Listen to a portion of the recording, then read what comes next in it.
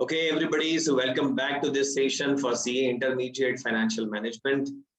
कल हम लोगों ने ये सब्जेक्ट पढ़ना शुरू किया। हमने कहा financial management means management of money. उसके बाद में हमने कहा financial management means procurement of funds, यानी कि पहले तो आप पैसा लेकर के आए। Financial management means procurement of funds, यानी सबसे पहले तो आप पैसा लेकर के आए and then utilization of the funds. उसके बाद में इस पैसे को कहीं पर जाकर के इन्वेस्ट कर दें। इसी को फाइनेंशियल मैनेजमेंट कहते हैं। यानी कि जिसको भी अपनी लाइफ में पैसा लाने की जरूरत पड़ती है और पैसा कहीं लगाने की जरूरत पड़ती है, दुनिया के हर उस बंदे को फाइनेंशियल मैनेजमेंट सब्जेक्ट की जरूरत पड़ेगी। दिस इज दैट वास्ट, इतनी ह्यूज, इतनी वास्ट एप्लीकेबिलिटी इस सब्जेक्ट की है, ये मैं आपको कहना चाहता हूँ। फिर क्वेश्चन आया कि भाई कोई भी सब्जेक्ट में जो ज्ञान प्राप्त होता है तो उसके पीछे कोई पर्पस होता है, कोई ऑब्जेक्टिव होता है। तो हमने कहा what is objective of financial management? जवाब मिला प्रॉफिट मैक्सिमाइजेशन, मतलब डिसीजन ऐसे लो जिससे प्रॉफिट बढ़ जाए। फिर हमने प्रॉफिट मैक्सिमाइजेशन थ्योरी को 5 अलग अलग ग्राउंड्स पर क्रिटिसाइज किया। उतना क्रिटिसाइज करने के बाद में हमने बोला कि यार ये अगर थ्योरी खराब है तो फिर अच्छी थ्योरी कौन सी है? तो जवाब मिला कि अच्छी थ्योरी वो है जिसको हम कहते हैं वेल्थ मैक्सिमाइजेशन थ्योरी। अब वेल्थ मैक्सिमाइजेशन थ्योरी ने बोला कि डिसीजन ऐसे लो जिससे आपकी वेल्थ बढ़ जाए। सर ये वेल्थ क्या होती है? तो बाजार में खरीदी बेची जा सके वो वेल्थ है। दुनिया के जो सबसे धनवान व्यक्ति अपनी जगह बदलते रहते हैं ना, कभी जेफ बेजोस धनवान हो जाते हैं, कभी बिल गेट्स हो जाते थे, कभी वॉरेन बुफे ऊपर चले आते हैं, कभी मुकेश अंबानी जी एशिया के सबसे अमीर आदमी हो जाते हैं, दुनिया के 5वें नंबर पे हो जाते हैं। ये जो अमीरों की सूची बनती है ना, ये कैसे बनती होगी कि भाई मुकेश अंबानी जी बहुत अमीर है, बिल गेट्स बहुत अमीर है, वॉरेन बफे बहुत अमीर है, मार्क जकरबर्ग भी अमीर है, उतने नहीं मगर काफी है। तो क्या होगा इनके पास? बिल गेट्स के पास क्या होगा? 2000 मकान होंगे, 10,000 गाड़ियां होंगी, 200 किलो सोना होगा। क्या होगा क्या इनके पास? 3 करोड़ लैपटॉप्स का स्टॉक होगा इनके पास, कपड़े होंगे 22,000 तरह के? नहीं भाई, नहीं नहीं नहीं नहीं। इनकी दौलत में एक ही चीज का कंट्रीब्यूशन होता है 95% से भी ज्यादा, और वो होता है इनके पास जो किसी कंपनी के शेयर होते हैं उसका भाव। तो जैसे ही अमेजॉन के शेयर का भाव बढ़ता है तो जेफ बेजोस की दौलत बढ़ जाती है। जैसे ही स्पेस एक्स का भाव बढ़ता है, जैसे टेस्ला का भाव बढ़ता है, तो वैसे ही एलोन मस्क की वेल्थ बढ़ जाती है।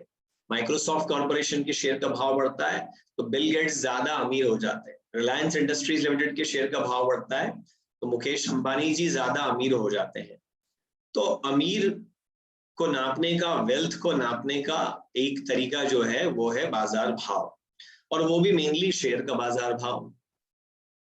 एक शेयर का बाजार भाव multiplied by number of share जो आपके पास है वो वेल्थ है। और सर एक शेयर का भाव किस पे डिपेंड करता है? मैं कैसे डिसीजन लूं कि एक शेयर का भाव बढ़े? शेयर का भाव 2 बातों पे डिपेंड करता है, एक कंपनी की परफॉर्मेंस और दूसरा इन्वेस्टर की एक्सपेक्टेशन। सर क्या हम दोनों कंट्रोल कर सकते हैं? जी हाँ, कोशिश तो जरूर कर सकते हैं। कंपनी की परफॉर्मेंस आप जरूर कंट्रोल कर सकते हैं। आप अच्छे प्रोजेक्ट चुनिए। अगर आप गलत प्रोजेक्ट में पैसा लगाएंगे और अगर आप खराब मैनेजमेंट करेंगे तो कंपनी का परफॉर्मेंस पुअर हो जाएगा। पहला तो प्रोजेक्ट अच्छा चुनिए, क्योंकि अगर आपने प्रोजेक्ट ही खराब चुन लिया तो मेहनत कितनी भी कर लो सब मिट्टी में मिल जाएगी। यानी अगर आप एक बॉल फेंक रहे हैं क्रिकेट मैच में और बॉल की डायरेक्शन होनी चाहिए थी इधर, बॉल की डायरेक्शन होनी चाहिए थी ऐसी, लेकिन बॉल की डायरेक्शन चल पड़ी है ऐसी।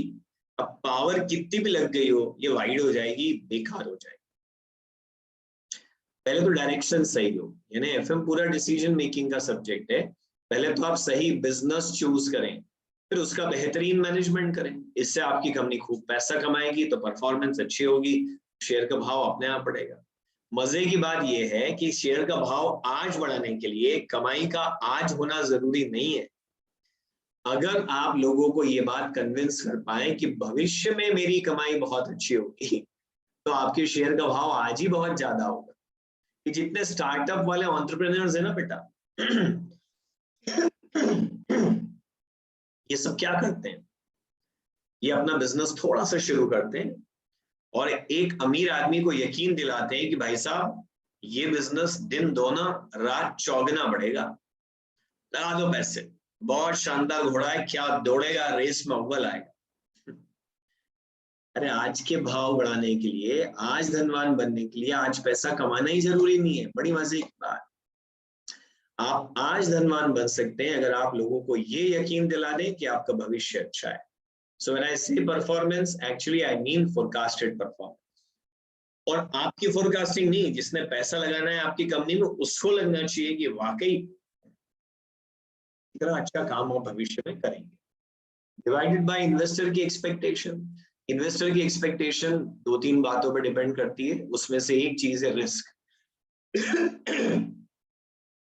इन्वेस्टर ये नहीं देखता है कि आप ज्यादा कमा रहे हैं तो वो आपसे ज्यादा एक्सपेक्ट करेगा, आप कम कमा रहे हैं तो कम, नहीं, वो ये देखता है कि उसको कितनी रिस्क लेनी पड़ रही है। अगर उसको कम रिस्क लेनी पड़ रही है तो वो 6% रिटर्न में भी खुश रहेगा, अगर उसको ज्यादा रिस्क लेनी पड़ रही है तो 25, 30, 50% रिटर्न भी मांगेगा। ओके, तो ये है सर, मैं अपनी परफॉर्मेंस को तो कंट्रोल कर लूंगा, मैं लोगों की एक्सपेक्टेशन को कैसे कंट्रोल करूंगा? ऐसा आप बिजनेस का मैनेजमेंट ऐसे करिए और बिजनेस ऐसा चूज करिए कि लोगों को लगे कि आपके बिजनेस में रिस्क कम है। सुनो, बड़ी मजे की बात ये कि हकीकत में रिस्क होना भी जरूरी नहीं है कि कम हो, लोगों को लगना चाहिए कि आपके बिजनेस में रिस्क कम, तो उनको लगे अरे ये तो सेफ इन्वेस्टमेंट है, तो हमको यहाँ 20 नहीं 15% रिटर्न भी मिला तो वी आर हैप्पी। एक्सपेक्टेशन कम होगी तो वैल्यू आपकी अपने आप बढ़ जाएगी। अपनी परफॉर्मेंस बढ़ा लो, लोगों की एक्सपेक्टेशन कम कर लो, दोनों में से कुछ एक कर लो तो वेल्थ बढ़ जाएगी, दोनों एक साथ कर लो तो और जोर से बढ़ जाएगी। ठीक है बेटा, पर सर ये सब हम अचीव कैसे करेंगे? देखिए, फाइनेंशियल मैनेजमेंट में आपका ऑब्जेक्टिव क्या है? Maximization of share value. वो कैसे बढ़ेगी? परफॉर्मेंस से और एक्सपेक्टेशन से। तो उसके लिए आपको अच्छे डिसीजन लेने पड़ेंगे, क्योंकि आपने अगर डिसीजन ही गलत ले लिए तो आगे सब कुछ गलत हो जाएगा।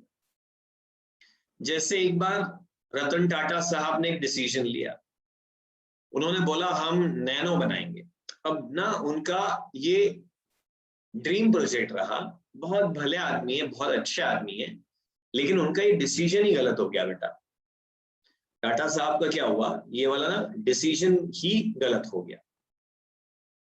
आप जानते हो ना कि नैनो अल्टीमेटली एक फेल्योर हो गया, खत्म हो गया काम, क्योंकि उन्होंने बहुत अच्छा काम करा। पता नहीं, मुझे तो पर्सनली आज भी वो कार बुरी नहीं लगती है कि यार 1 लाख रुपए में बंदा कार बना के दे रहा है, पर क्या है वो लोगों की इमोशंस को नहीं समझ पाया। लोगों के इमोशन ये थे कि यार कार से मेरा स्टेटस देखना चाहिए। एक्चुअली टू व्हीलर और कार में क्या फर्क है?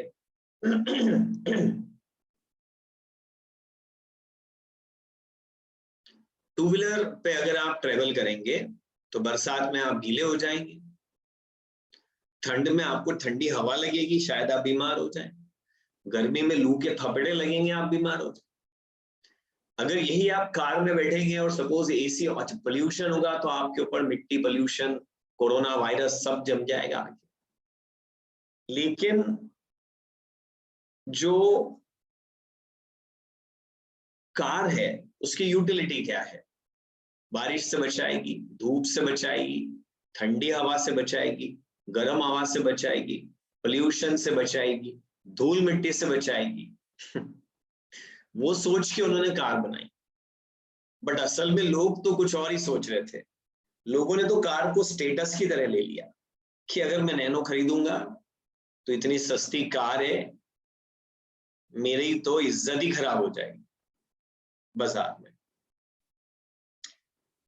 तो भाई साहब ये चीज जो है ना वो नहीं समझ पाए कंज्यूमर के मूड को, उनका डिसीजन गलत हो गया, नुकसान हुआ। तो नैनो का जो फेल्योर हुआ वो तो बहुत बाद में हुआ, उसके पहले उनका एक फेल्योर और हो गया, एक डिसीजन उन्होंने और गलत लिया। उसका प्रोडक्शन प्लांट टाटा साहब ने डिसाइड करा कि वो वेस्ट बंगाल में लगाएंगे, पश्चिम बंगाल। वहां पे सिंगुर नाम की एक जगह है, वहां लगाएंगे। तो भाई साहब लैंड एक्विजिशन और सारी प्रोसेस चालू हो गई। उन्होंने अपने झंडे गाड़ लिए वहां जाके, और then chief minister Mamata Banerjee जी जो हैं, उन्होंने एक किसानों का आंदोलन उनके अगेंस्ट फ्यूल कर दिया कि ये उद्योगपति हैं, ये आपकी जमीन होने पौने दाम पे खरीद लेंगे, यहाँ पे जमीन बंजर हो जाएगी, आप सब बर्बाद हो जाएंगे। दीपक सर ने बताया था। अरे वाह, बड़ा कोइंसिडेंस इकोनॉमिक्स में, वाह। और बेचारे टाटा साहब को सब टीन टप्पर लेके वहां से भागना पड़ा। उस समय जो गुजरात के चीफ मिनिस्टर थे नरेंद्र मोदी जी, उन्होंने उनको वेलकम किया। टाटा साहब ने बड़े इत्मीनान से वहां गुजरात में जाके प्लांट लगाया। मोदी जी ने उनको वहां पे जगह दी। और जब पीछे मुड़ के आए, 10 साल पीछे मुड़ के अब देखा जाता है, तो सिंगुर की वो पूरी जगह बर्बाद हो गई, न वहां खेती हो पा रही है और न वहां इंडस्ट्रियल डेवलपमेंट हुआ। किसान आज भी गरीब है, राजनीति की भेंट चढ़ गया। और गुजरात में जहां नैनो का प्लांट लगा, वहां पे इंडस्ट्रियलाइजेशन हुआ, छोटी यूनिट्स लग गई, लोगों को रोजगार मिला, एरिया का डेवलपमेंट हो गया। हालांकि बाद में नैनो फेल्योर हो गया, वो एक अलग बात है। तो पॉलिटिकल वो देख नहीं पाए, पॉलिटिकल विल लीडर की, और इसकी वजह से अल्टीमेटली ये डिसीजन गलत साबित हुआ। तो बेटा गलत डिसीजन लोगे ना तो प्रॉब्लम यही आएगी कि आपकी वेल्थ कम होगी, और अच्छे डिसीजन लोगे तो आपकी परफॉर्मेंस बढ़ेगी और वेल्थ बढ़ेगी।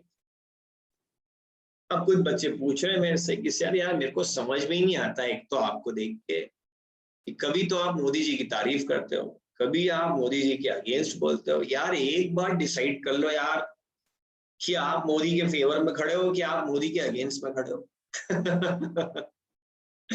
अरे नहीं भाई, मैं किसी के भी फेवर में नहीं हूं, मैं किसी के भी अगेंस्ट में नहीं हूं। जो अच्छा करे उसको अच्छा कहो, जब अच्छा करे तब अच्छा कहो, जो बुरा करे उसको बुरा कहो, जब बुरा करे तब बुरा कहो। Isn't it that simple? Hindustan की पूरी जनता को इतनी छोटी सी बात ही नहीं समझ में आती। वो आइडेंटिटी ले लेते हैं कि मैं इसका समर्थक हूँ, मैं उसका समर्थक हूँ, मैं यहाँ का नागरिक हूँ, मैं इस धर्म को बिलोंग करता हूँ।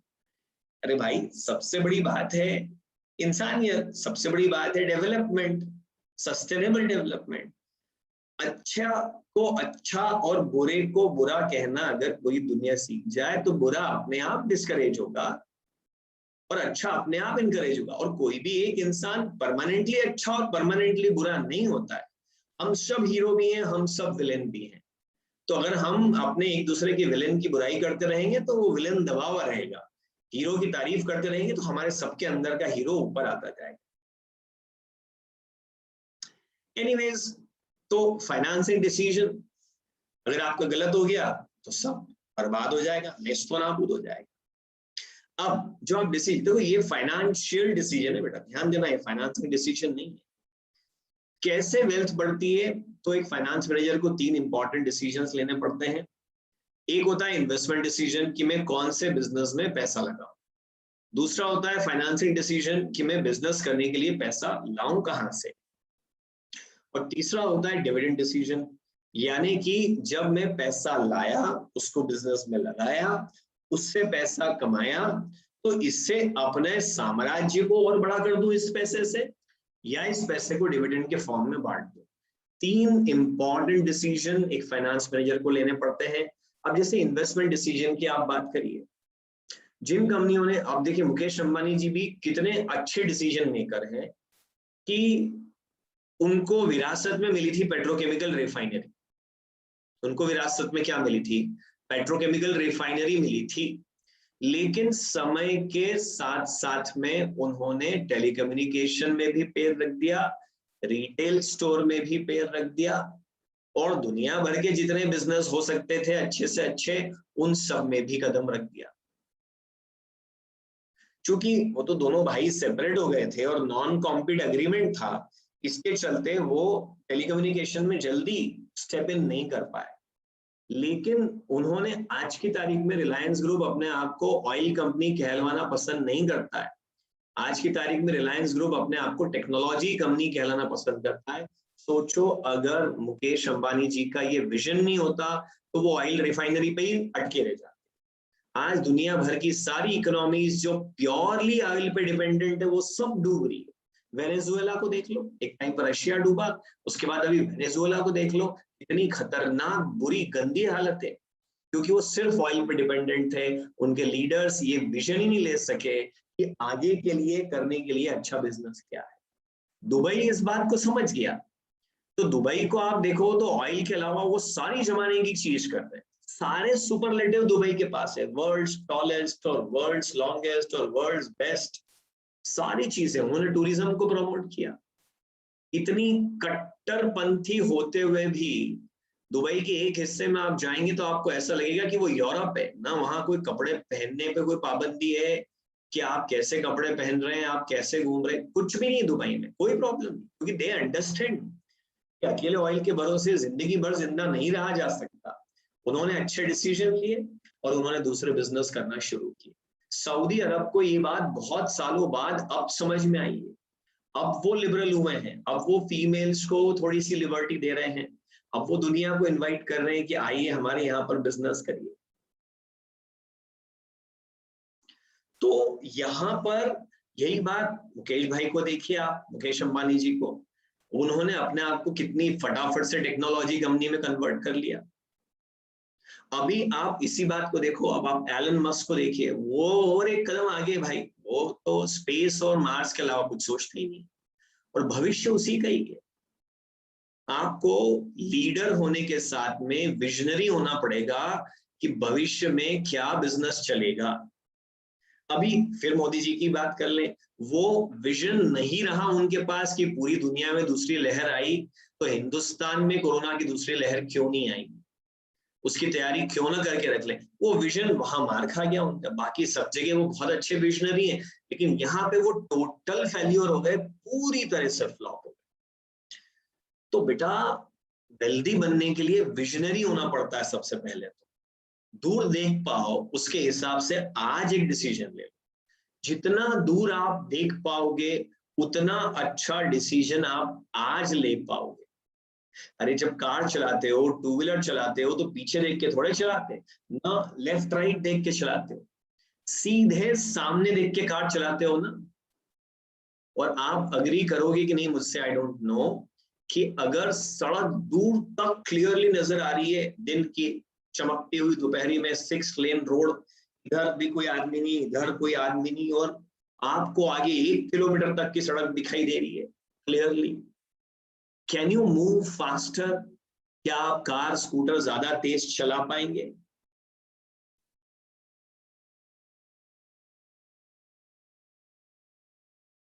एग्जैक्टली जितना दूर देख पाएंगे उतना तेज चल पाएंगे। और यही अगर फॉग हो जाए, सर्दियों के दिन है, सुबह 5 बजे का टाइम है, डेंस फॉग है, 50 मीटर के बियॉन्ड कुछ दिखता ही नहीं है, धीरे धीरे धीरे धीरे, और तेज चलाया तो राम नाम सत्य है। तो बेटा ये इन्वेस्टमेंट डिसीजन आप और में जो पढ़ेंगे ना, कि एक टेबल बनाओ, इसमें फिगर रखो, कैलकुलेशन करो, पॉजिटिव आंसर आए तो एक्सेप्ट, नेगेटिव आंसर आए तो रिजेक्ट, वो ठीक है सीए इंटरमीडिएट के लिए। बट मैं आपको बता रहा हूं कि रियल लाइफ में इसके लिए विजनरी होना पड़ता है कि भविष्य क्या होगा, उसका कदम आप आज उठा लें। तो जब भविष्य में अपॉर्चुनिटी आएगी तो बाकी लोग तो अपना तंबू बांधने की तैयारी कर रहे होंगे और आपका तंबू तना हुआ होगा पहले से, आप धमाधम काम करना शुरू कर देंगे। Investment decision. फिर फाइनेंसिंग डिसीजन, यानी कि पैसा कहां से लाएं। अगला सवाल ये होता है, सर एक बहुत शानदार धंधा दिमाग में आया है। अभी जैसे क्या होता है, मैं कई बिजनेसेस के वैल्यूएशन करता हूँ, तो बिजनेस वैल्यूएशन करने में क्लाइंट मेरे पास आता है तो मैं उनका पहले पूरा बिजनेस मॉडल समझता हूँ, ठीक है। तो अभी आज ही आपकी क्लास के पहले मेरी एक ऑनलाइन मीटिंग चल रही थी, और कल कोट इसीलिए पहना था बेटा कि बस क्लाइंट मीटिंग खत्म हुई और आपकी क्लास चालू हो गई थी। आज थोड़ा बीच में खाने वाने की और एक झपकी मारने की अपॉर्चुनिटी मिल गई। तो अब वो पूरा एक बिजनेस मॉडल मुझे समझा रहे थे कि मैं इस तरह से बैंकों से उनकी बैड एसेट्स खरीदूंगा, उसको रिकवर करूंगा, खरीदूंगा कम में, रिकवरी होगी ज्यादा, मुझे प्रॉफिट होगा। ये सब ठीक है, लेकिन अब वो उनका बिजनेस मॉडल था। और अब सवाल ये आया कि उस बिजनेस को करने के लिए पैसा कहाँ से लाएं। तो अब देखिए, जैसे उस बंदे ने क्लियरली बोल दिया कि मैं लोन नहीं लूंगा, क्योंकि लोन लेने एक तो मेरे बिजनेस में ऐसे ही रिस्क है कि मैं डूबे हुए लोन खरीद के रिकवरी का काम करूंगा, ये मेरा बिजनेस है। तो एक तो मेरे बिजनेस में यूं ही बहुत रिस्क है, और मैं लोन ले लूंगा तो मैं और दबाव में आ जाऊंगा, प्रेशर में, क्यों ये लोन का ब्याज भरना है, इधर धंधे में कमाई नहीं हुई तो ब्याज कहां से भरूंगा। तो अब जरा इस बात को समझो कि फाइनेंसिंग डिसीजन में Reliance Industries Limited claims itself to be debt free company. Pressure चाहिए ही नहीं उनको लाइफ में कि इतना लोन है, इस पे इतना ब्याज तो देना ही पड़ेगा। अच्छा, अनिल अंबानी ग्रुप क्यों डूब गया? उनका debt to equity ratio 4 times से भी ज्यादा था। इतना हेवी लोन, तो धंधे में जरा ऊंच नीच हुई तो आदमी गया काम से। जरा सा बिजनेस डाउन तो इनकम तेजी से डाउन, तो ब्याज चुकाने के पैसे ही नहीं है। अब जब ब्याज चुकाने के पैसे ही नहीं है तो सामने वाला आप पे सू कर देगा। अरे यार, SUE, सामने वाला क्या कर देगा? सू कर देगा आपके ऊपर, धंधा बंद करवा देगा, सड़क पे ला देगा आपको। तो फाइनेंसिंग डिसीजन बड़ा इंपॉर्टेंट है। तो सर मैं समझ गया, लोन लेना ही बेकार है, मैं प्योर इक्विटी से फाइनेंस करूंगा। तो भाई साहब, वो भी हमेशा अच्छा डिसीजन नहीं होता है सबके लिए। स्टार्टअप वाले प्योर इक्विटी से फाइनेंस करने के चक्कर में क्या होता है, वो इतने शेयर बेच देते हैं, इतने शेयर बेच देते हैं कि उनके खुद के पास इतने से शेयर बेचते हैं, उनको बाद में निकाल के बाहर कर देते हैं स्टार्टअप से, है ना। स्टीव जॉब्स के साथ ऐसा हो गया था कि एप्पल के इतने से शेयर बचे उनके पास, एप्पल बनाया उन्होंने, बढ़ाया उन्होंने, उनको निकाल के बाहर कर दिया। फ्लिपकार्ट के जो 2 ओनर्स हैं मेन, उनमें से एक तो छोड़ चुके हैं और दूसरे के पास भी इतना सा स्टेक बचा है अल्टीमेटली। तो इक्विटी शेयर इशू करना प्योरली, वो भी अच्छा आइडिया नहीं है। फिर डिविडेंड डिसीजन की बात करेंगे हम कि यार पैसे कमा लिए तो इससे अपना साम्राज्य और बड़ा कर लें कि थोड़ा खा लें इसमें से। तो ये भी आसान डिसीजन नहीं होता है। अगर बहुत डिविडेंड बांटोगे तो कंपनी में ग्रोथ कैसे आएगी? पैसे कमाए हैं उनको बचाओ, उससे नया धंधा शुरू करो, तो विस्तार होगा काम का। सारा बांट खाओगे तो जहां थे वहीं के वहीं रह जाओगे। सारा री इन्वेस्ट कर दोगे, इन्वेस्टर नाराज हो जाएंगे। इन सब में ना आपको बैलेंस बनाना पड़ता है सब जगह, और इस बैलेंस को टेक्निकल लैंग्वेज में ट्रेड ऑफ कहते हैं बेटा। क्या कहते हैं? Trade off. फाइनेंसिंग में डेट और इक्विटी का ट्रेड ऑफ करना पड़ता है, इन्वेस्टमेंट डिसीजन में रिस्की बिजनेस और सेफ बिजनेस का ट्रेड ऑफ करना पड़ता है, डिविडेंड डिसीजन में आगे बढ़ूं कि इन्वेस्टर को खुश करूं, उसका ट्रेड ऑफ करना पड़ता है। Life is all about trade off. पूरी जिंदगी सिर्फ संतुलन का ही दूसरा नाम है। जहां संतुलन बिगड़ा, किस्सा खत्म। फिर आपके ऊपर पिक्चर बन जाती है, स्टोरी बन जाती है, आप लोगों के लिए कहानी बन के रह जाते हैं, आपकी जिंदगी खराब हो जाती है। संतुलन बिगड़ा, बैलेंस बिगड़ा, and you will become a gossip, you will become a story for others. अगर आप पैसा कमाने पे इतना ध्यान दें कि बीवी बच्चों का ध्यान न रखें, परिवार का ध्यान न रखें, तो एक दिन वो नाराज होकर चले जाएं, बच्चे बिगड़ जाएं, सब बर्बाद हो जाए। फिर आप कहो अरे मैं तुम्हारे लिए ही तो कमाता था, अरे पर आप हम पे तो ध्यान ही नहीं देते थे। संतुलन बिगड़ा, खेल खत्म। फिर वो बिल गेट्स हो कि जेफ बेजोस हो कि ऋतिक रोशन हो कि कोई और हो। दूसरी तरफ यार उनकी अपनी निजी समस्याएं रही होगी, उनके पीछे ये कारण है मैं नहीं कहता, बट मैं एक बात कह रहा हूँ, दूसरी तरफ आप अपने परिवार पे इतना ज्यादा ध्यान दें कि घर से काम ही करने के लिए ना निकले। तो परिवार एक दिन निकम्मा बोल के घर से बाहर निकाल दे। संतुलन। अब देखो ना, आपके माता पिता को भी आपको लेके कितना संतुलन बनाना। आप ज्यादा ही पढ़ लिख जाओ तो सबसे पहले आप उनको छोड़ के चले जाओ, क्योंकि आपको फिर बड़ी नौकरी चाहिएगी जो आपके शहर में मिलेगी नहीं। और आप ज्यादा ही नालायक रह जाओ और पीने वीने लग जाओ और ये सब करने लग जाओ तो माता पिता का भविष्य बिगाड़ दोगे। इन ईदर केस उनको बड़ा कष्ट है, दोनों के बीच में उनको भी संतुलन बनाना है, आपको भी बनाना पड़ेगा। नालायक बच्चे कई बार माता पिता के लिए ज्यादा काम के साबित हो जाते हैं। राइट। तो बेटा ये है, ये फाइनेंशियल टाइटल गलत लिखा है, इस फाइनेंशियल को काट दीजिए, इसको सिर्फ डिसीजंस लिख दीजिए, ठीक है। चलो अच्छा, एक और बड़ी मजे की बात कह रहा हूं कि आपका चैट बॉक्स मैंने ओपन तो रखा है, पर सिर्फ 2 कारणों से। नंबर 1, जो क्वेश्चन मैं पूछूं उनको आंसर करिए। नंबर 2, किसी भी बात को लेके अपने इमोशंस को एक्सप्रेस करिए। पर जिस चीज के लिए आपको चैट बॉक्स यूज नहीं करना है वो चीज है मुझसे क्वेश्चन पूछने। The chat box is open for everything except for asking question. So, तो फिर हम डाउट कैसे पूछेंगे? डोंट वरी, पहले मैं पढ़ाऊंगा और फिर मैं आपके डाउट सॉल्व करूंगा।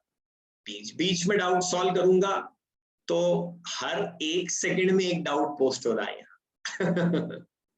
पूरा रिदम स्पॉइल हो जाएगा, ठीक है। तो अगर आप डाउट यहाँ पोस्ट भी कर देंगे तो वो आंसर नहीं होगा बेटा, बुरा मत मानना उस बात का। हाँ, मुझे बुरा जरूर लगेगा कि आपने बीच में डाउट पूछा क्यों, ठीक है। So use the chat box for anything except for asking doubts.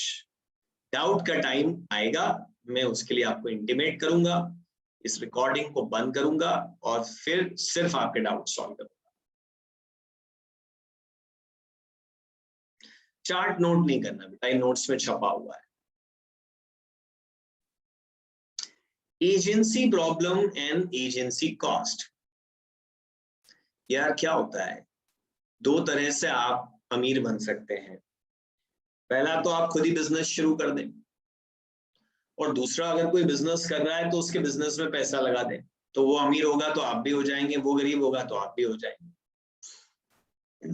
अब हर कोई तो एंटरप्रेन्योर हो नहीं सकता है, हर कोई तो बड़ा भारी बिजनेस कर नहीं सकता है, बट एंटरप्रेन्योरशिप में पार्टनर जरूर बन सकते हो आप, शेयर होल्डर जरूर बन सकते हो आप।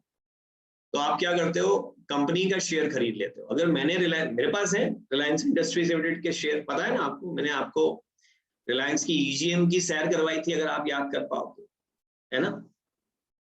मैं मुकेश भाई का पार्टनर हूं। इफ somebody asks me क्यों तरुण करता क्या है तू, मैं बोलूंगा do you know I am the owner of Reliance Industries limited.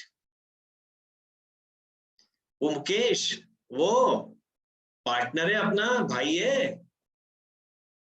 अपनी कंपनी में ही शेयर होल्डर है वो भी, भाई भाई हम तो पार्टनर्स।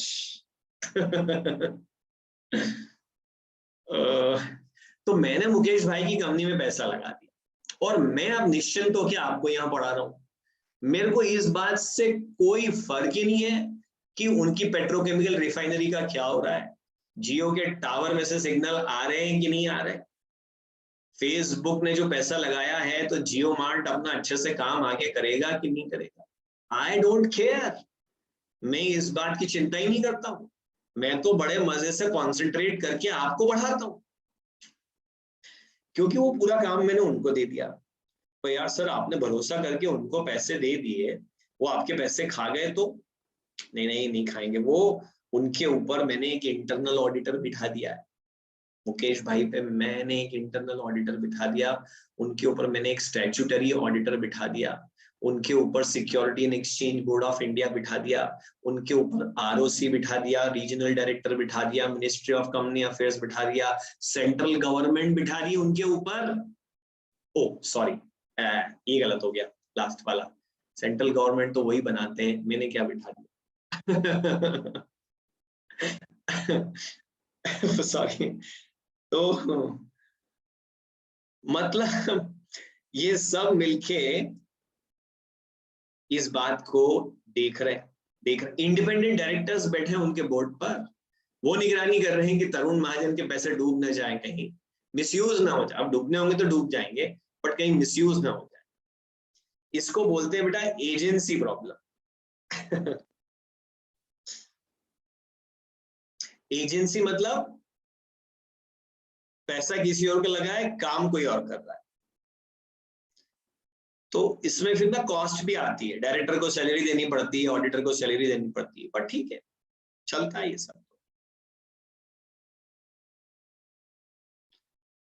तो बेटा ये एक इंट्रोडक्शन हो गया अपना इस बात का कि फाइनेंशियल मैनेजमेंट क्या है। ठीक है, अब हम एक चैप्टर पढ़ते हैं। एक बार आपको समझ में आ गई कि फाइनेंशियल मैनेजमेंट पूरा डिसीजन मेकिंग का सब्जेक्ट है। इसमें डिसीजन लेना पड़ता है कि पैसा कौन से सोर्सेस से लाएं, पैसा कौन से बिजनेस में लगाएं, बिजनेस में जो प्रॉफिट है उससे डिविडेंड दें या ना दें। पूरा डिसीजन मेकिंग का सब्जेक्ट है। ऑब्जेक्टिव एक ही है, शेयर का भाव बढ़ना चाहिए। पर ये सब के लिए हमको फ्यूचर फोरकास्ट करना पड़ेगा और कैलकुलेशंस करने पड़ेंगे। Lot of calculations will be done. तो एक चैप्टर जो आपने सीए फाउंडेशन में पढ़ा था, जो सीए इंटरमीडिएट के सिलेबस का हिस्सा नहीं है, पर मैं उसका रिवीजन करवाना चाहूंगा आपको। हालांकि आप चाहें तो मना कर सकते हैं।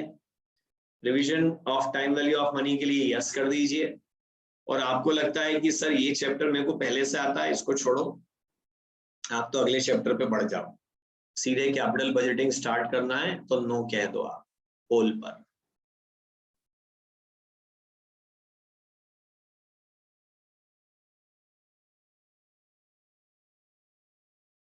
लो भाई 90% मेजॉरिटी ने कह दिया कि आप तो इसका एक मस्त वाला रिवीजन करा दो। रिवीजन भी हो जाएगा, थोड़ी फर्दर डेप्थ भी दे दूंगा मैं आपको। वेरी गुड, 90% मेजॉरिटी से रेजोल्यूशन पास हो गया बेटा। तो एक नए पेज पर अब अपनी कॉपी में लिखिए। जी हाँ, नया पेज, नई घोड़ी नया दाम।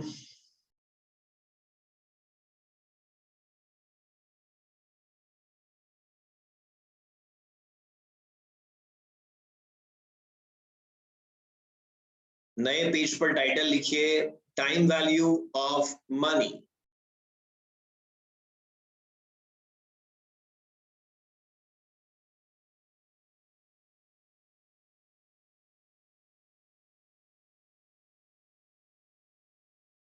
अब इसमें लिखिए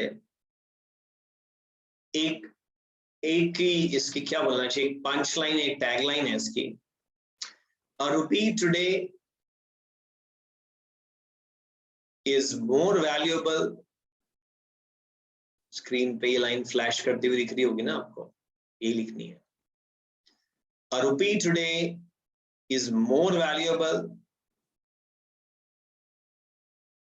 than a rupee a year hence।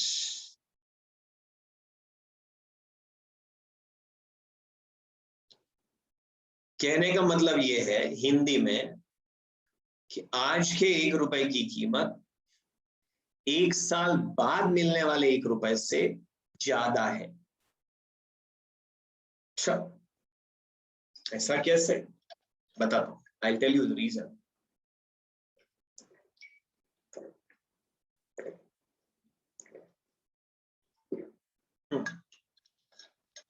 उसके पहले कल वाला एक क्वेश्चन रिपीट करता हूं कि अगर आपको मुझसे कुछ रुपए लेने हैं, क्योंकि मैंने आपकी दुकान से मोबाइल फोन खरीदा, तो what would you prefer, to take that money today और to take it after 1 year?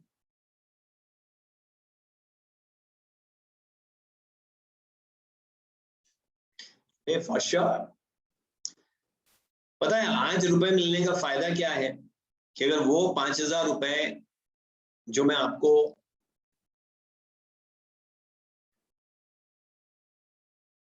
आज दे देता हूं rather देन कि 1 साल बाद, तो आप इन 5,000 रुपए को 1 साल के लिए इन्वेस्ट कर सकते हो। और सपोज आपका इन्वेस्टमेंट हो जाता है 10% पर, तो 1 साल बाद ये होगा 5,000 प्लस 5,000 का 10%। इसमें से मैं 5,000 कॉमन ले लेता हूं, तो ब्रैकेट के अंदर बच जाएगा 1 प्लस 10/100 यानी 1.10, दैट विल बी 5,500। तो अगर मैं ऑफर दूं कि भाई साहब क्या चाहेंगे आप, रुपए आज लेंगे कि 1 साल बाद, तो बताए आप क्या बोलोगे? सर अगर आज देते हो ना तो 5,000 is okay, but if you are planning to give it after 1 year ना, so be ready, give me 5,500 sir, ऐसा कहोगे आप मुझे। क्योंकि पैसे आज मिल जाए तो ब्याज पे चढ़ा दूंगा, तो वो 5,500 हो जाएंगे। तो फिर इस ऑप्शन में तो 1 साल बाद मेरे हाथ में 5,500 होंगे, और दूसरे ऑप्शन में तो आप बोल रहे हो 1 साल बाद 5,000 दूंगा। तो 1 साल बाद 5,500 वर्सेस 1 साल बाद 5,000, ऑब्वियसली 1 साल बाद 5,500 ऑप्शन अच्छा है, इसलिए मैं पैसे आज देना। अच्छा समझो कि मैं आपके रुपए 2 साल के लिए रख लूं, तो अब पहले साल तो पता है क्या हुआ था कि आप मुझसे डिलेड पेमेंट का इंटरेस्ट 5,000 पे मांग रहे थे। अब दूसरे साल आप मुझसे 5,000 पे ब्याज मांगोगे कि 5.5 पर?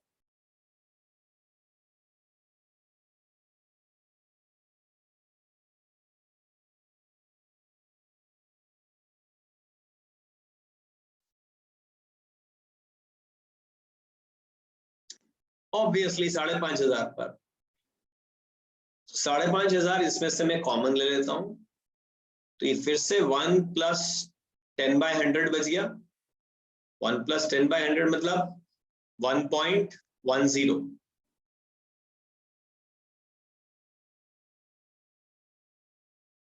तो वो हो गया 6,050। अब समझना जरा कि ये वाला जो 5,500 है ना, इसको मैं रेड कलर कर देता हूं।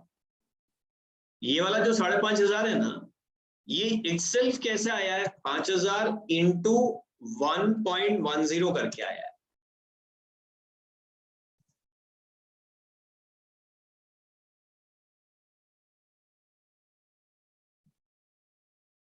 तो मैं इसको रेड कलर कर देता हूं, और फिर इंटू 1.10 तो है ही। तो बेसिकली ये हो गया है 5,000 इंटू 1.10 की power 2।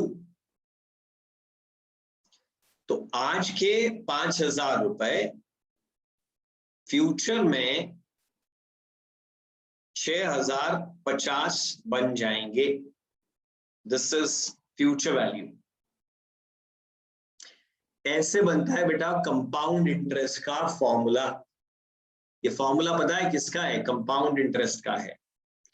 So future value is equal to, सुनो, अगर मैं 5,000 रुपए आपके, सपोज आप बैंक में 5,000 रुपए डिपॉजिट करें, तो आप 5,000 इंटू 1.10 की पावर 2 करेंगे, और 6,000 डिपॉजिट करें तो 6,000 इंटू 1.10 की पावर 2 करेंगे, और अगर 12,000 डिपॉजिट करें तो 12,000 इंटू 1.10 की पावर 2 करेंगे। तो यहां मैं लिख देता हूं पीवी। ये 5,000 क्या है? प्रेजेंट वैल्यू, आज मिलने वाला पैसा, प्रेजेंट वैल्यू।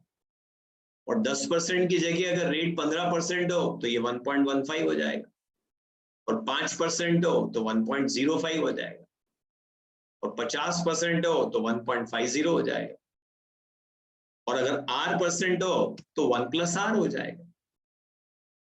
ये पैसा 3 साल के लिए डिपॉजिट हो तो पावर 3, 5 साल के लिए डिपॉजिट हो तो पावर 5, 10 साल के लिए डिपॉजिट हो तो पावर 10, और n ईयर्स के लिए डिपॉजिट हो तो पावर n। लो जी, एक बढ़िया सा फॉर्मूला बन के तैयार हो गया। अभी मत लिखो formula. Future value is equal to present value into 1 plus r raised to the power n. FV is future value, PV is present value, R is the rate of interest or rate of return or desired rate as the case may be. R rate है और n number of periods हैं। Usually years होते हैं क्योंकि अपन quarters, months, half years का तो use FM में कम ही करते हैं। So usually n number of periods मतलब number of years हैं, ऐसा कह सकते हैं। पता है मतलब लिखा ना हमने, a rupee today is more valuable than a rupee a year hence. The time value of money has two dimensions. One is future value of money and one is present value of money. एक future value of money है और एक present value of money. ये time value of money पता है क्यों है? क्योंकि हमारी इकोनॉमी में एक रेट ऑफ इंटरेस्ट है। क्यों मैंने कहा कि a rupee today is more valuable than a rupee a year hence? पता है क्यों कहा? क्योंकि इंटरेस्ट रेट है, इसलिए। अगर इंटरेस्ट ही ना हो तो टाइम वैल्यू ऑफ मनी नहीं होगी। सपोज हिंदुस्तान में रेट ऑफ इंटरेस्ट 0% हो जाए तो मैं यहां लिखूंगा 1 + 0 raised to the power n। 1 + 0 is 1, 1 raised to the power n is, hey, come on, 1 raised to the power n is, ये स्क्रीन पे जो हाईलाइटेड है इसको सॉल्व करो, बोलो क्या आ रहा है। Come on, quick, yeah. Yeah, 1 itself, perfect. Now PV multiplied by 1 is, PV multiplied by 1 is PV। फिर तो फ्यूचर वैल्यू और प्रेजेंट वैल्यू सब आपस में बराबर हो जाएगा। अगर इस देश में रेट ऑफ इंटरेस्ट 0 हो जाए तो टाइम वैल्यू ऑफ मनी नाम का चैप्टर ही आपके सीए के सिलेबस से हट जाएगा। If somebody asks you what if the rate of interest becomes 0 in India, you'll reply, okay, then we'll have 1 chapter less in our syllabus. अब मुझे एक बात बताओ कि इंटरेस्ट क्यों मांगते हो आप? चलो मैं आपसे एक क्वेश्चन पूछता हूं कि अगर आपसे मैं लोन मांगू और सपोज आप दे भी दो, मैं आपसे लोन मांगू, आप मुझे लोन दे दो, तो क्या आप मुझसे इंटरेस्ट लोगे? नहीं, मतलब मुझसे आप ब्याज मांगोगे हैं? ओ तेरी, घोर कलयुग। यस ऑफ कोर्स, क्यों नहीं लेंगे? 100%, 150%। हे भगवान, हे माता जी। अच्छा नहीं कर पाया हालांकि मैं। मैंने सुना दया बेन वापस आ रही है तारक मेहता में। ब्याज तो लोगे आप? नहीं, पर मुझे एक बात बताओ, नहीं आप क्यों लोगे? चलो ठीक है, मैं आपकी बात माना, ठीक है आप मुझसे ब्याज लोगे, क्योंकि बताए क्यों लोगे आप मुझसे ब्याज? क्योंकि आप लालची हो, क्योंकि आप सूदखोर हो, क्योंकि आप ग्रीडी हो, इसलिए आप ब्याज लोगे। पूछता है भारत, क्यों लेगा ब्याज स्टूडेंट? भाई कारण तो बता दो, ब्याज क्यों लोगे मुझसे? अपॉर्चुनिटी कॉस्ट, इन्फ्लेशन, दो जवाब आए, टाइम वैल्यू ऑफ मनी। अरे टाइम वैल्यू ऑफ मनी की वजह से ब्याज थोड़ी लोगे, ब्याज है इसलिए टाइम वैल्यू ऑफ मनी। दो जवाब आए जो मुझे अच्छे लगे, उसमें से एक जवाब था अपॉर्चुनिटी कॉस्ट। भाई अपॉर्चुनिटी कॉस्ट का मतलब चलो ठीक है, मैं समझ गया आपकी बात कि आपके अपॉर्चुनिटी लॉस हो रहा है आपका, और 2 मिनट के लिए मान लो कि आपके पास कोई ऑल्टरनेटिव अपॉर्चुनिटी नहीं है पैसा लगाने की। अब तो आप मुझे मुफ्त में पैसा दे दोगे ना। सपोज आपके पास ऑल्टरनेटिव अपॉर्चुनिटी नहीं है, कुछ कारण है जिसकी वजह से ऑल्टरनेटिव अपॉर्चुनिटी नहीं है, अब तो आप मुझसे ब्याज नहीं मांगोगे ना, तब भी आप ब्याज मांगोगे। अपॉर्चुनिटी मतलब आपके पास कोई करने को दूसरा बिजनेस नहीं है, कुछ नहीं है, तो मुझे दे दो पैसा। तो बेटा मैं आपको ना इसका कारण बताता हूँ। कुछ बच्चों ने इन्फ्लेशन बोला है, वो चलो ठीक, कुछ लोग कह रहे हैं कि इन्फ्लेशन है। सपोज इन्फ्लेशन का रेट 0% हो जाए। अब चलो मैं एक पोल लॉन्च कर रहा हूँ कि अगर इन्फ्लेशन का रेट 0% हो जाए, तब भी अगर आप मुझसे ब्याज मांगेंगे तो यस करिए।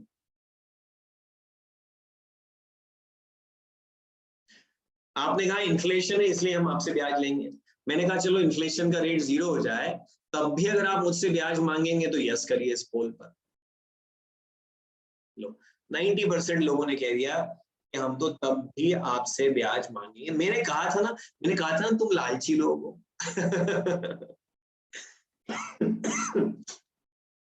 चलो अपन इधर उधर की बातों में, मतलब मैं अब आपका और टेस्ट नहीं लेता हूँ, काफी परीक्षा हो गई आपकी, आप लगभग उस परीक्षा में फेल हुए। एनीवेज मैं आपको कारण बताता हूँ कि आप मुझसे इंटरेस्ट क्यों लेंगे। देखिए कोई भी व्यक्ति अपने जीवन में पैसा इसलिए कमाता है ताकि वो उसका उपभोग कर सके, उसको कंज्यूम कर सके। हमारे धर्मों में ये कहा गया है कि धन की सिर्फ 3 दशाएं हैं, दान, भोग, नाश। तो दान यूजुअली हम कम ही करते हैं, ज्यादा करके तो हम भोग करने में विश्वास करते हैं। हम पैसा क्यों कमाते हैं? ताकि हम अच्छी लाइफस्टाइल अपना सकें, हम अपने पैसे को कंज्यूम कर सकें। आपने पैसा कमाया, आप अपने पैसों से एक बढ़िया सेडान कार खरीदने जा रहे थे 15 लाख रुपए वाली, और मैं इस बीच में अचानक से आ गया। आपके पास कार है अभी भी, मारुति ऑल्टो है आपके पास आज भी, लेकिन आपने सेविंग्स करी और आपने 15 लाख रुपए जमा कर लिए, तो कि आप एक बढ़िया सेडान कार, एक एक्सयूवी टाइप की कार आप खरीद सकते।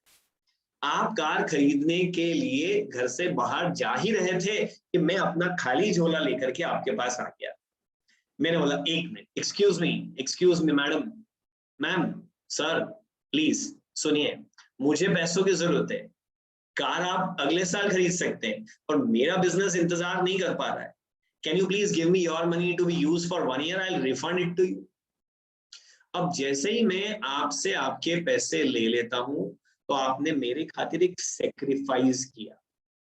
You sacrifice your current consumption, you deferred your consumption, और कंजम्पशन चूंकि आपने मेरे खातिर डेफर करा, महान त्याग करा, तो आप बदले में मुझसे कुछ ना कुछ तो जरूर चाहोगे। Entire world is based on give and take relationship.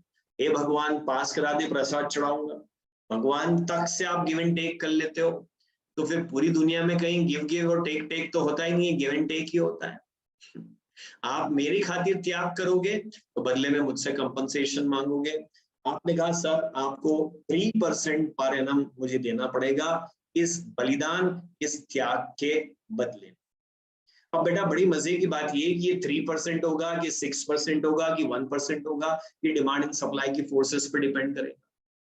पूरी दुनिया जो है संतों के प्रवचन सुन ले और बोले लिव ऑन मिनिमम, अब परिग्रह, धरती माता पे कम बोझ डालो, कंजम्पशन कम करो, और इसकी वजह से आपका कंजम्पशन नीचे आ जाए, उपवास व्रती करने लग जाए, खाना पीना ही बंद कर दें, तो आपके पास स्पेयर मनी बढ़ जाएगी, और ऐसे केस में रेट ऑफ इंटरेस्ट मार्केट में क्या होगी, कम हो जाएगी।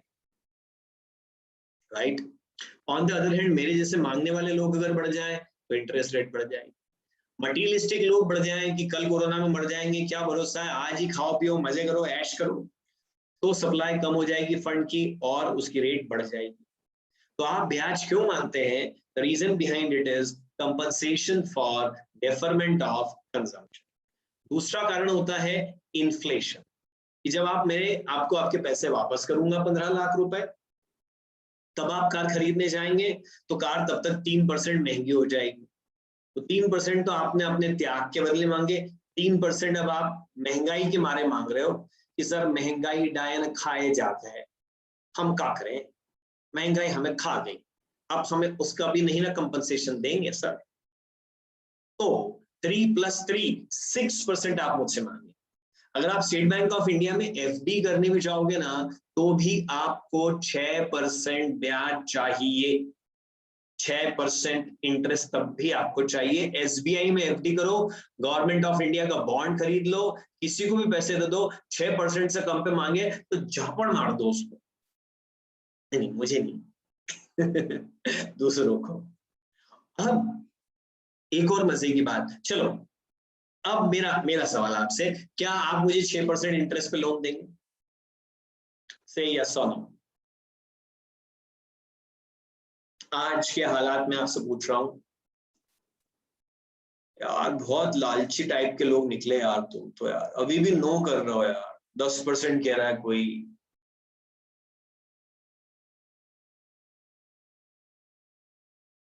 12 कह रहा है, 16%, 23%, 7%, 8%, 12.5%।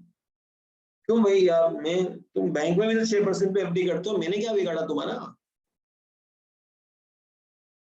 रिस्क, एग्जैक्टली, रिस्क ले रहे हो आप। मेरी reputation state bank of India के बराबर थोड़ी नहीं, मैं वैसे बहुत रेप्यूटेड पर्सन हूँ, मैंने आज तक किसी का पैसा नहीं खाया।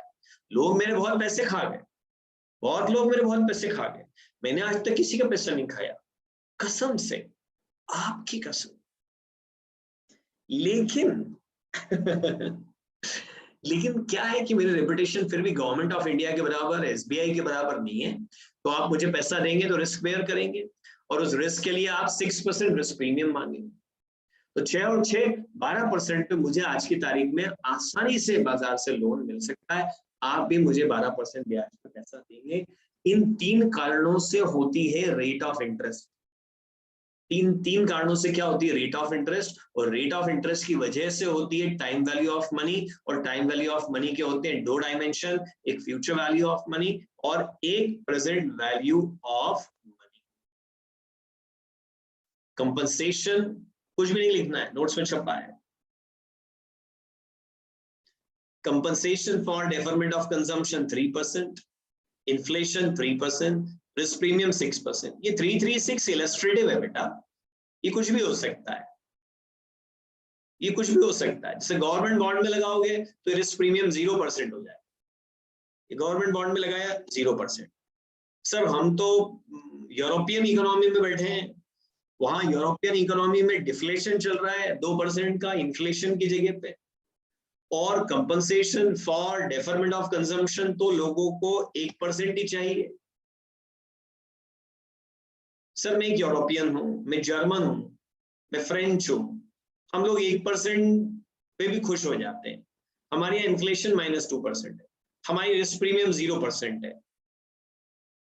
दुनिया के कुछ देशों में आप यकीन नहीं मानेंगे, कुछ ट्रांजैक्शन में, सारे में नहीं, नेगेटिव रेट ऑफ इंटरेस्ट भी चलता है। अब आप उस पर ज्यादा दिमाग मत लगाना कि नेगेटिव क्यों चलता है, नेगेटिव पे देने से अच्छा तो मैं पैसा अपने घर पे ही रख लूंगा, मैं कोई पागल थोड़ी हूँ। तो तुम पागल ही हो, क्योंकि अभी तुमको सारी सर्कमस्टांसेस नहीं पता है कि नेगेटिव रेट कैसे हो सकता है। दुनिया के कुछ देशों में कुछ बड़े ट्रांजैक्शंस में नेगेटिव रेट ऑफ इंटरेस्ट भी चलता है। इसलिए अपना दिमाग लगाना मत क्या क्यों और कैसे, अभी उसके लायक नहीं हो। अभी सिर्फ ये सोचो कि इन 3 चीजों की वजह से इंटरेस्ट रेट है, इंटरेस्ट रेट की वजह से टाइम वैल्यू ऑफ मनी है, टाइम वैल्यू ऑफ मनी के 2 डायमेंशन है, एक फ्यूचर वैल्यू ऑफ मनी और एक प्रेजेंट वैल्यू ऑफ मनी। जहां तक सवाल है फॉर्मूला का, तो ये देखिए, ये रहा फॉर्मूला। सिंगल अमाउंट की फ्यूचर वैल्यू और प्रेजेंट वैल्यू अगर आपको निकालनी हो तो फ्यूचर वैल्यू आप लिखिए अपनी कॉपी में, आप formula for future value of a single amount. नहीं बेटा, नेगेटिव रेट ऑफ इंटरेस्ट के बारे में और सवाल जवाब नहीं, क्योंकि आप उसको समझने के लायक लेवल पर अभी नहीं आए हैं। मैं तो बता रहा हूं कि अजब गजब दुनिया है, यहाँ सब होता है, कैसे होता है वो ना समझ पाओगे, अभी छोटे हो। लिखो Time value of money has two dimensions. Number one,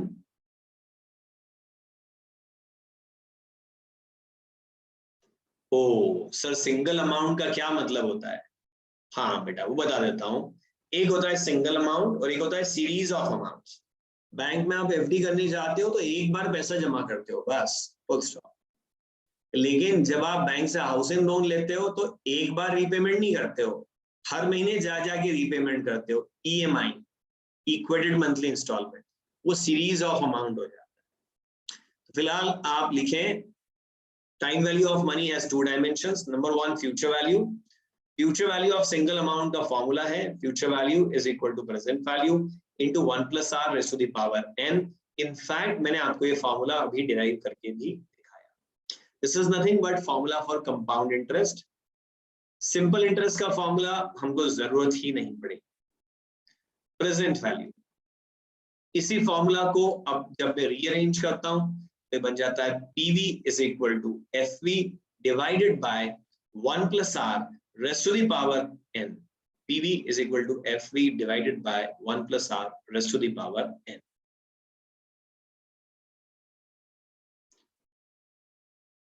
notes में इसका फॉर्मूला छपे है, बट आपको बस सिर्फ ये दो फॉर्मूला नोट करने थे, वो आपने कर ली।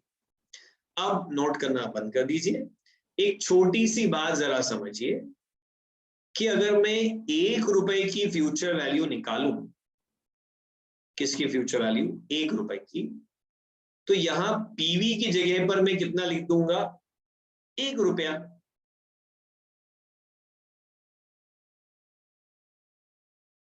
पीवी की जगह पे क्या लिखूंगा? 1 रुपया मल्टीप्लाइड बाय, मल्टीप्लाई के लिए लोग ये वाला साइन भी लगाते हैं, स्ट्रिक, एस्ट्रिक साइन।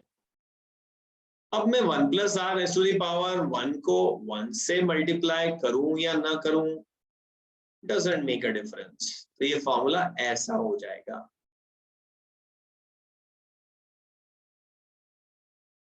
इसको कहते हैं future value factor. What is future value factor? It is future value of 1 rupee. It will be equal to or more than 1. ये जो स्टेटमेंट आप हाईलाइटेड देख रहे हैं स्क्रीन पर, अगर आप इससे सहमत हैं, अग्री करते हैं तो यस कर दीजिए पोल पर।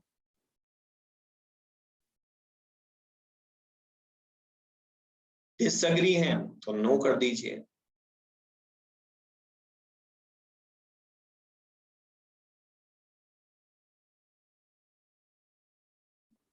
हाँ जी, ये फ्यूचर वैल्यू फैक्टर या तो 1 होगा या 1 से ज्यादा ही रहेगा। मोस्टली तो ये 1 से ज्यादा ही होगा।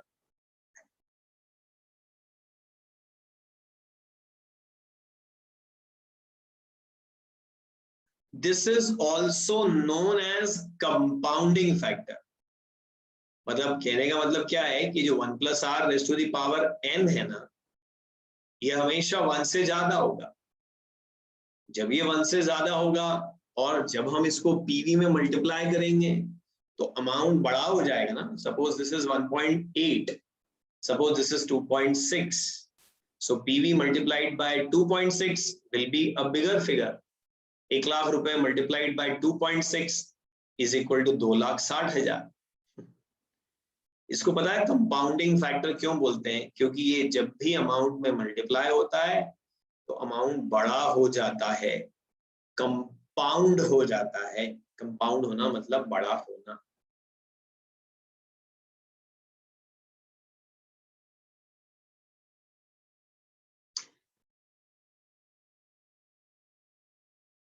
है ना। अब जैसे एक बच्चे ने पूछा कि सर अगर पीवी 0 हो और फिर मैं फ्यूचर वैल्यू फैक्टर को मल्टीप्लाई करूं तो सर वो तो बड़ी नहीं होगी। अब बोलो, आपकी तो बात झूठी निकल गई, आप तो गलत साबित हो गए सर। बेटा आप लोगों को ये बात समझनी पड़ेगी कि क्या what makes sense and what does not make sense। तो आपके दिमाग में ना फालतू सवाल आने ही बंद हो जाएंगे। कि सर अगर पीवी 0 है तो मैं 0 इंटू कितना भी बड़ा फैक्टर कर दूं तो बड़ा ही नहीं होगा, तो बात ही गलत हो गई। अरे दैट डजंट मेक सेंस। हम ये जो फॉर्मूला पढ़ रहे हैं इनको आगे डिसीजन मेकिंग की प्रोसेस में यूज करेंगे। हमको इस फॉर्मूले का डिसेक्शन नहीं करना है, इसकी चीर फाड़ करके पोस्टमार्टम करके मृत्यु का क्या कारण था इसके पीछे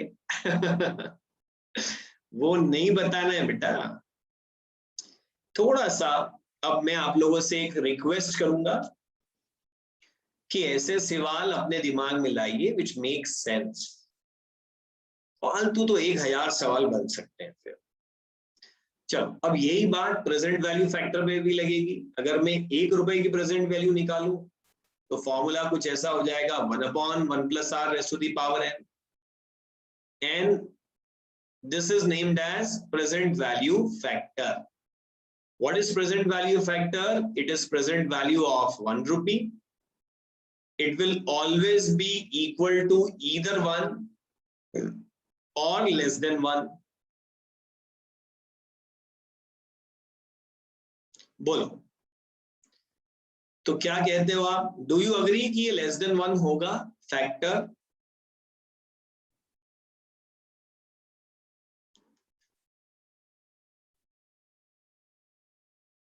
वेरी नाइस।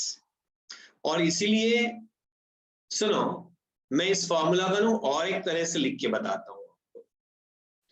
आप मुझे बताइएगा कि क्या लिखने का ये तरीका सही है। मैं इस फॉर्मूला को और एक तरह से लिख करके बताऊंगा और आपको ये बताना है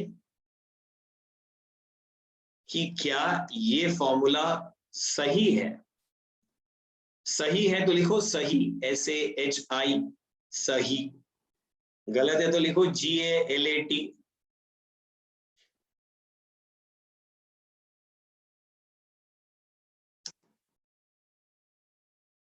सही है बॉस, म्यूचुअल फंड सही है।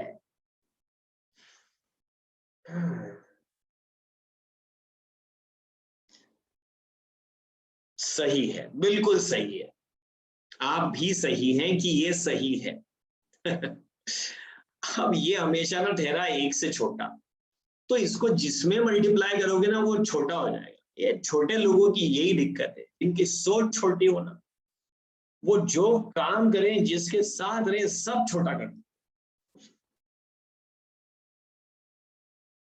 ये अमाउंट को हम मल्टीप्लाई करेंगे ना जिधर भी, वो अमाउंट छोटा हो जाए। इसीलिए इसको बोलते हैं और क्या, छोटे ही नहीं रे, छोटे नहीं बोलते, इसको बोलते हैं discounting factor. Future value factor is also known as compounding factor.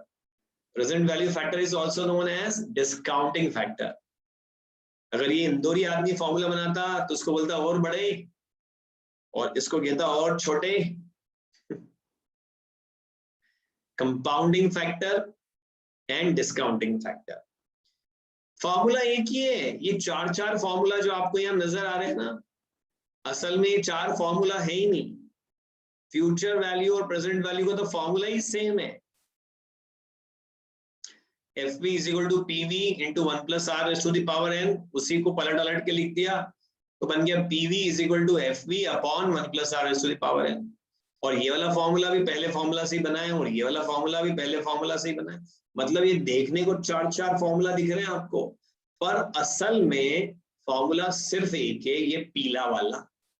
Sir ये पीला वाला है क्या? हाँ जी, ये पीला वाला दिख रहा है नहीं भैया, ये ओरिजिनल फार्मूला।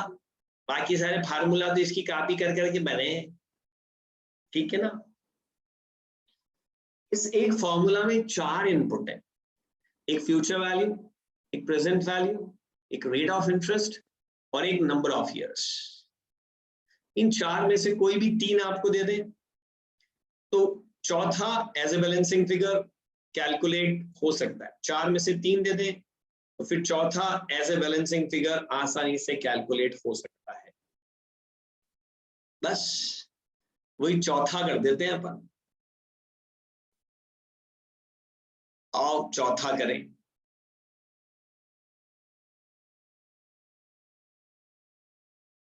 तो भाई साहब गल ये है कि क्वेश्चन नंबर 1 आपके नोट्स में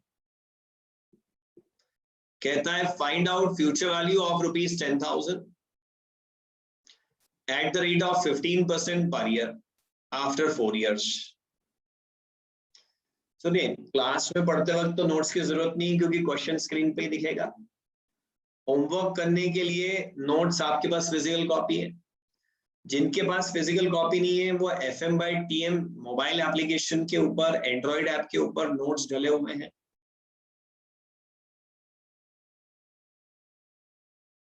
वहां से देख लेना। और फिर भी कुछ गेले होंगे, 1 नंबर के गेले, जिनको कहीं पे भी नोट्स नहीं मिलेंगे, उनके लिए टेलीग्राम ग्रुप पे पोस्ट कर दूंगा मैं। ए चल हट झूठे, अलकमर झूठा। तो देखिए भाई साहब, ये तो रहा आपका formula, future value is equal to present value into 1 + r⁻n। तो पीवी की जगह आपने लिख दिया 10,000 रुपए, रेट लिखा 15%, पावर चढ़ा दी 4। कैलकुलेटर पे की स्ट्रोक्स क्या रहे, 1.15 टाइप करा, एक बार आपने इनटू प्रेस किया और 3 बार इक्वल टू प्रेस किया। पता है ना ये आपको की स्ट्रोक?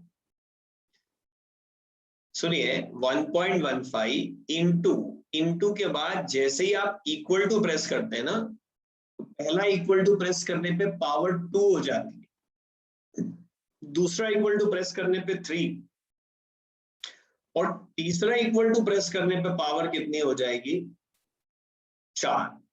और आपको ये भी बताया गया है कि कैलकुलेटर में एक काउंट चलता रहता है, उस काउंट को देख लो, 1.15 इंटू 2 3 4, ऊपर 5 काउंट आ जाना चाहिए। आपने शायद वैसा भी देखा होगा। ठीक है, वो आपने जो भी रूल सीखे थे वो सब अपनी जगह पे बहुत अच्छे थे।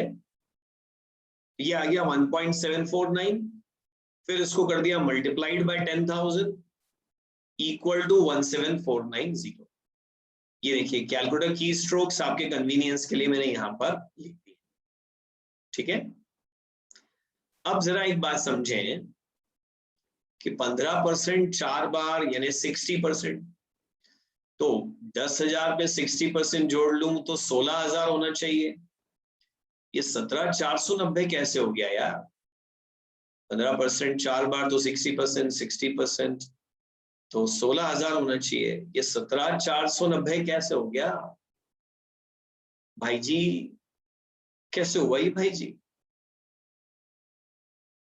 नहीं मतलब मुझे तो समझ आया नहीं कि कैसे हुआ। इंटरेस्ट पे भी तो इंटरेस्ट मिलेगा, जिसको कंपाउंड इंटरेस्ट कहते हैं। और मान लो ये 4 साल नहीं और 40 साल हो तो बताओ आंसर क्या होगा? कम ऑन भैया, टेल मी द आंसर। 40 साल है तो 1 0 बढ़ा दिया, नालायक। लक्ष्य जैन बोल रहा है कि 40 साल हो तो यहाँ 1 0 बढ़ा दो।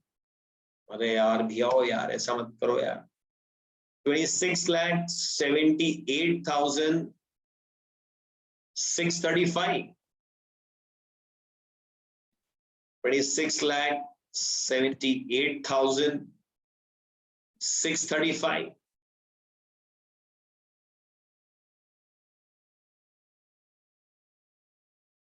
अब जरा समझो, 1 साल में 15% ब्याज, तो 40 साल में 15% इंटू 40, 600% ब्याज।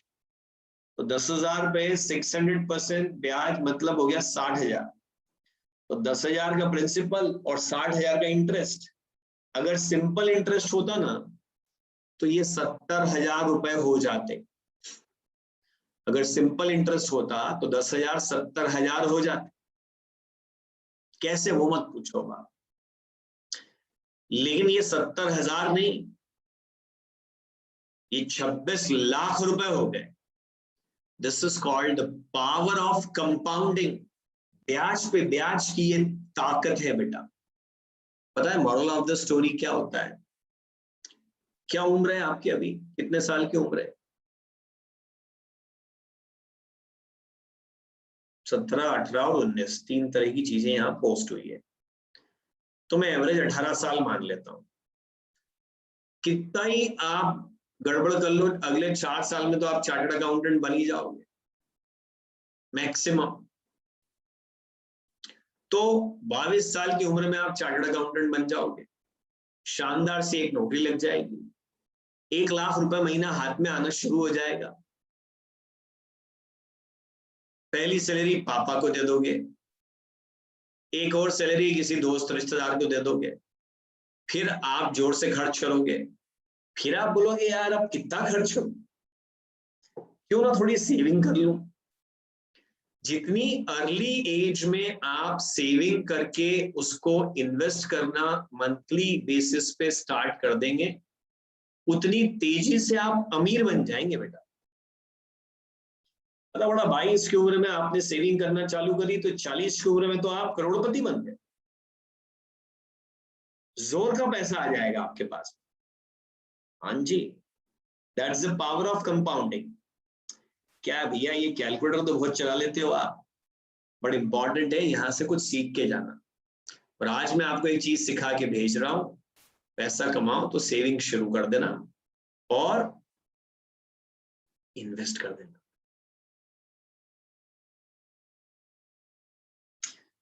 चलो ये हो गया फ्यूचर वैल्यू।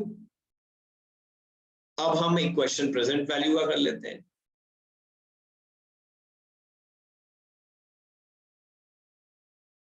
एक तो सटोरिया ही आ गया क्लास में, क्रिप्टो करेंसी खरीदूंगा, सड़क पे आ जाएगा बेटा मत खरीदना क्रिप्टो करेंसी।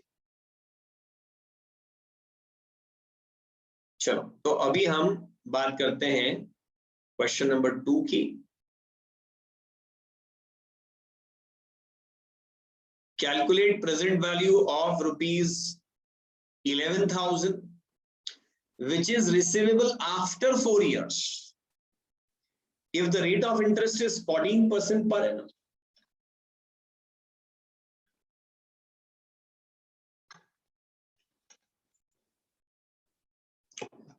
यानी अगर आपको ये लगता है कि आपकी एफडी 11,000 रुपए में मैच्योर होना चाहिए, 11,000 में मैच्योर होना चाहिए, तो उसके लिए आज कितने की एफडी कर दें? तो भाई जी फॉर्मूला तो कुछ ऐसा लगेगा,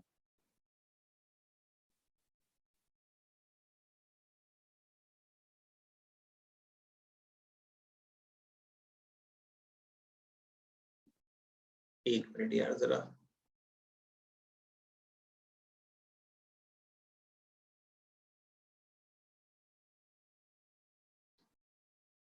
just give me one moment please.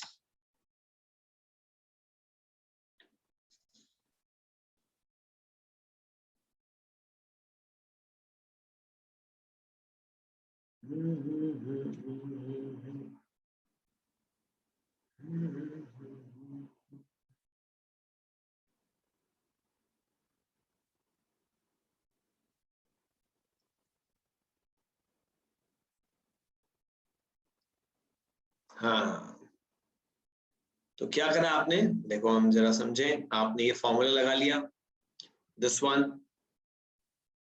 Present value is equal to future value upon 1 + r raise to the power n, और आंसर भी निकाल दिया बड़े जोर से 6513। तो आपने कहा 11,000 डिवाइडेड बाय 1.14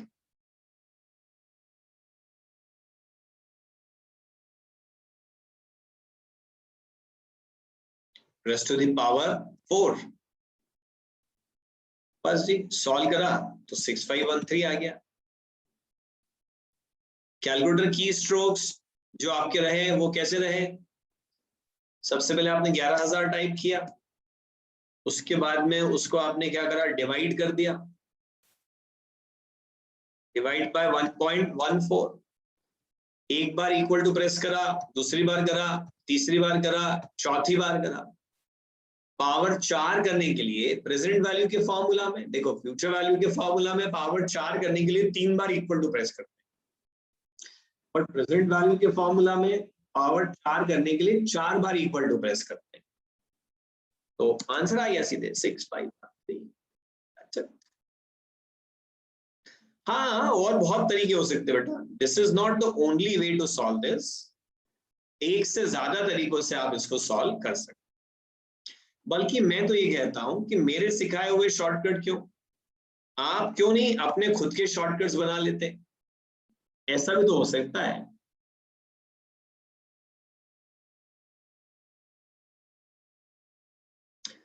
पढ़ेंगे बेटा, आस्था आपका जो क्वेश्चन है उस पर हम आएंगे, थोड़ा सा समय लगेगा, आएंगे, don't worry.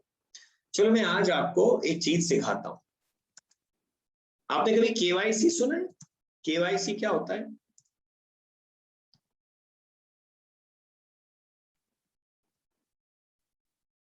Know your customer. थोड़ा सा हम इसको बदल देते हैं, नो योर कैलकुलेटर। चलो आज हम केवाईसी करते हैं, बहुत शानदार वाली केवाईसी करेंगे, ठीक है? नहीं नहीं, देखो ये वाले, देखो आपने जो सीखा है ना वो सब बहुत अच्छा सीखा है, सब सही सीखा है, लेकिन हमेशा कुछ नया भी करते रहना चाहिए। ऐसे करो ना जैसे मैंने बोला 11,000 divide by 1.14 4 times equal to, तो आंसर आएगा। देखो एक काम करो, 3 + 2 कैलकुलेटर पे टाइप करो, ऐसा जैसा मैं बता रहा हूं आपको। 3 + 2 इक्वल टू कितना आया? 5। वाओ सर, आप कितने महान व्यक्तित्व के धनी हैं, आपने जो आज हमको बताया पूरी जिंदगी में हमको आज तक नहीं पता था। अच्छा चलो वो सब ठीक है, लेकिन आप एक इक्वल टू और प्रेस कर दो तो वो 7 हो जाएगा, एक इक्वल टू और करोगे 9 होगा, एक इक्वल टू और करोगे 11 13 15। मोरल ऑफ द स्टोरी ये आता है कि अगर आप a + b इक्वल टू करते हैं अपने कैलकुलेटर पर, तो ऐसे केस में b बिकम्स कांस्टेंट।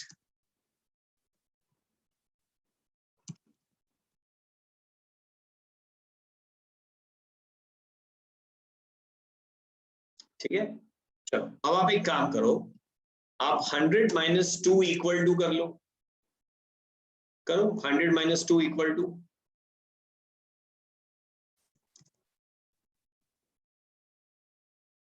98, और फिर इक्वल टू प्रेस कर रहे हैं तो क्या हो रहा है? 96 94 आ रहा है। तो again what do you notice here is that b becomes constant। अच्छा 100 डिवाइडेड बाय 2 कर लो जरा,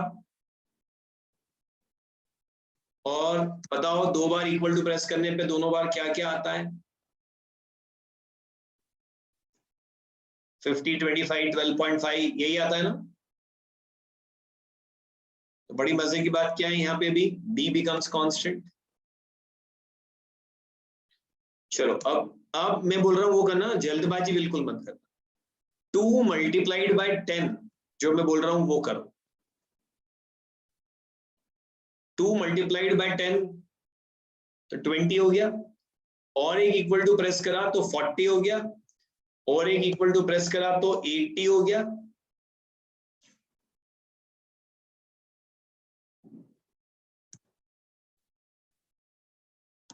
मॉरल ऑफ द स्टोरी समझ में आ गया बेटा?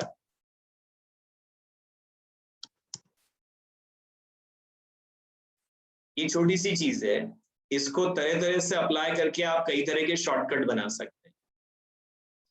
तो यहाँ पे वही हुआ ना बेटा, 11,000 डिवाइड बाय 1.14 करा मैंने, जैसे ही मैंने ये करा और पहला इक्वल टू प्रेस करा तो 1.14 से डिवाइड हुआ, लेकिन जब मैंने दूसरी बार इक्वल टू प्रेस करा तो 1.14 से फिर डिवाइड हो गया, फिर डिवाइड हो गया, फिर डिवाइड हो गया। लब्धि जैन को लास्ट वाला पॉइंट समझ नहीं आया, तो ठीक है लब्धि मैं करके दिखाता हूँ।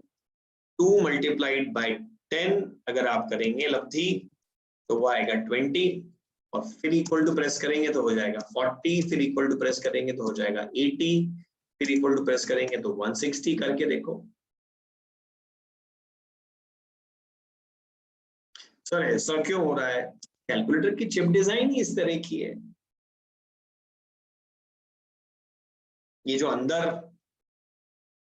इसकी मेमोरी चिप डिजाइन है ना, वो इस तरह से।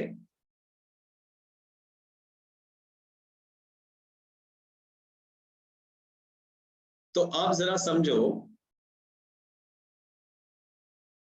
कि इसमें ए कांस्टेंट हो रहा है, बट एनीवेज अब ज्यादा इंपॉर्टेंट चीज समझने की पता है बेटा क्या है, कि अगर आपको 11,000 रुपए जो कि 4th ईयर पे है उसको 0 ईयर पे लाने के लिए आपको क्या करना पड़ता है?